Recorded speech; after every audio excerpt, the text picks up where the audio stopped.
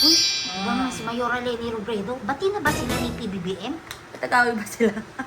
Bagay, hindi mo mag-aaway. Ano ka ba? Di ba sabi nga, trabaho lang to. Nung nagpunta si PBBM sa Naga, para nga dun sa offline kontra baha. Ha? Mm. Trabaho nga lang daw. Ano naman yung kinikismis niyo dyan? Wala, Ha? minabasa lang kasi. Kasi masyado pa nagpapaniwala at nagbabasa ng kung ano. Unless na lang pinack-check mo yan. Pero ito nga, mga batang helmet. Kung nasa live kayo ni sa Atty. Claire Castro kagabi.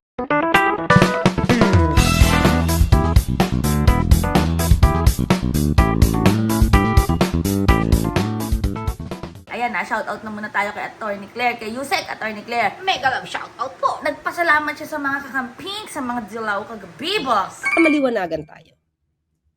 'Di ba? Sabi ko nagpapasalamat ako.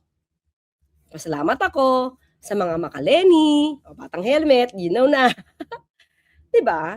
Pinklawan, dilawan kasi nagkakaintindihan.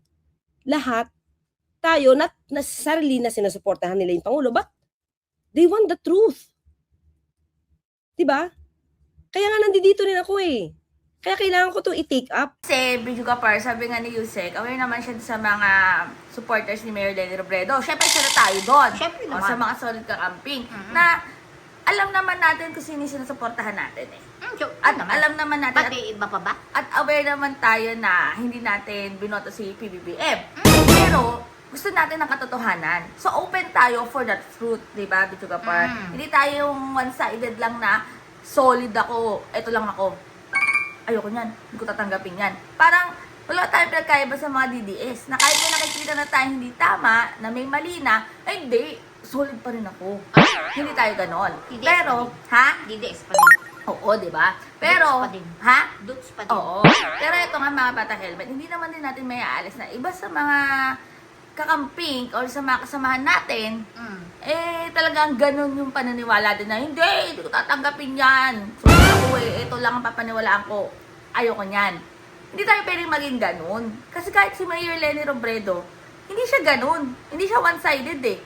Open-minded siya sa lahat ng mga opportunities. Diba, Bidyo Gapar? Open siya sa lahat ng mga bagay na pwedeng makatulong para iangat ang pamumuhay ng taong bayan. Pero trabaho lang. Pero hindi nawawala doon yung advocacy niya at yung kanyang prinsipyo na hindi tayo align in terms of political view or in terms of political parties. Pero, tatrabaho tayo. Trabaho lang. Trabaho lang.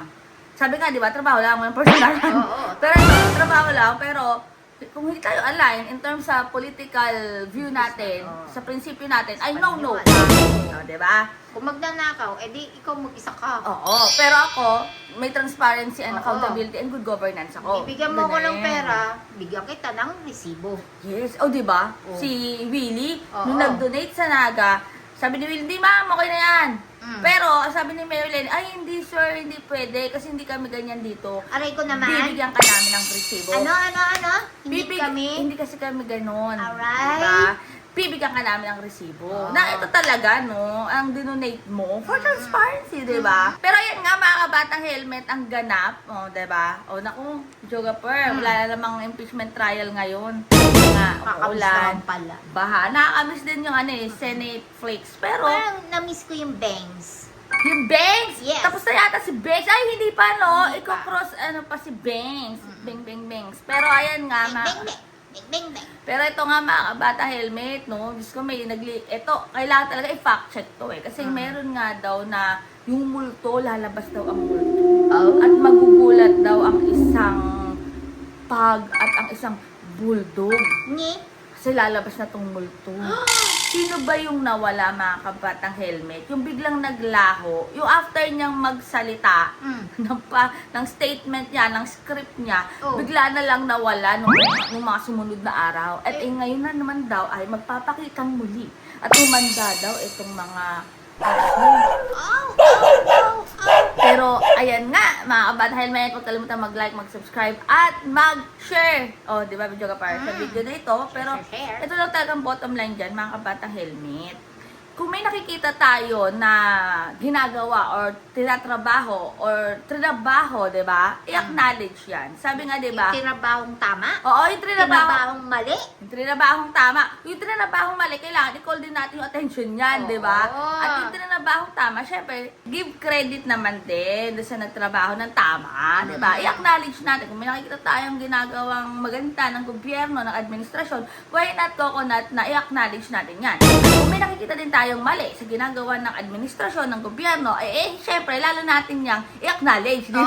I-acknowledge Kasi natin sila. i-call out natin yung attention nila. Oo, dahil pinapaswal din natin sila. At ito pa mga batang helmet, di ba nung sinabi ni Mayor Leni Robredo regarding dun sa extension ng barangay officials, yung term, di ba?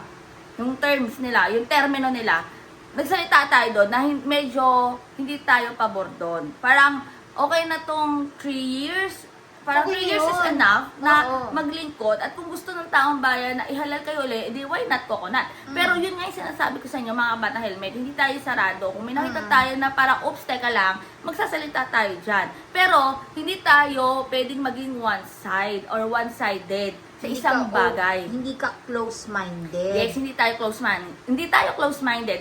Open-minded ka ba? Oo naman. Pero ito lang yung best example, Bichoga Par. Di ba nung time na bago pa natin talagang ikampanya si Mayor Leni Robredo for presidency noong 2022, di ba? Nandito pa tayo sa panig ni Isko Moreno, Oo di ba? naman. Kasi nakita natin nagtatrabaho siya that time sa Maynila. Kasi pinaganda naman yung Oo. Maynila. Pero nung nakita natin, oops, teka lang, meron ng kakaiba. X na Oo yan. naman. At Ano yung ito- kakaibang yun? Ay, syempre. Ano ba Ay. tong mga napapabalitang paldo tayo dito? Bakit may bentahan dito? Parang oops, teka lang. Kaya ayun nga mga bata helmet. Sabi ko nga sa inyo, it's not about parang pro kakamping ka, pro Lenny ka, pro BBM ka, pro Duterte ka. It's about being pro Filipino ka. Oo. Pro para sa Pilipinas. Philippines ka, pro Pilipinas ka. Hindi yung about sa kulay. Kasi Hindi lahat about tayo, to sa politiko. yes, dahil lahat tayo pare-pareho, ang kulay natin brown. Wala ka nang magagawa dyan. Tayo Kasi kulay Pilipino ka.